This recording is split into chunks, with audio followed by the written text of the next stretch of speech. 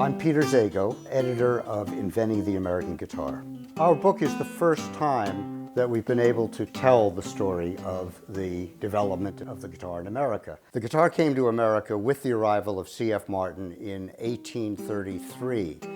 Even though the guitar was fairly popular in Europe, it wasn't at all in America. The primary instrument was the fiddle or the banjo. C.F. Martin set up shop in New York City and immediately began making guitars that he had learned how to make in Germany, and very quickly established a business in America. Today, the Martin guitar is really the iconic American instrument. It had been played by the best of performers more or less right through the 20th century. Elvis Presley played a Martin guitar. Probably most iconic Martin guitar today is the one that Eric Clapton played on his first Unplugged performance, which in a sense began the latest age of acoustic music.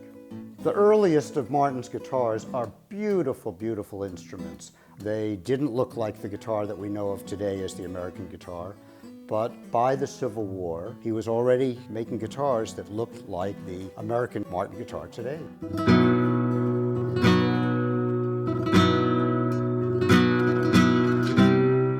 What we discovered was that the missing link, or in the development of Martin's guitar, was the Spanish guitar, which he discovered on the New York stage, probably within half a dozen years of his setting up shop in New York City. The Spanish guitar was a real revelation. It was a larger instrument, it had a lot more volume, it had a lot more presence, and Martin, being a businessman, being a good craftsman, a designer, being an innovator, quickly adopted a lot of the features of the Spanish guitar.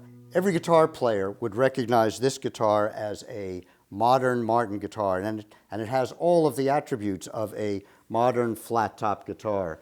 However, this guitar was made 160 years ago in the 1850s. By the time Martin made this guitar, he had gone through all his period of innovation.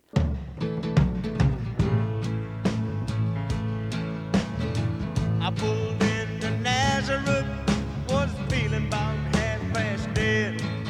The original Martin factory is still in Nazareth, Pennsylvania. He lived in New York and made guitars in New York until about 1838, at which point he moved about 70 miles away to Nazareth, Pennsylvania. The Martin Guitar Company is still family-owned. They built a much larger factory, and in fact, they've enlarged the factory a number of times. Martin guitars of today are as good as they've ever been, and they're still recognizable as Martin guitars. If C.F. Martin were still alive today, he would be making these guitars.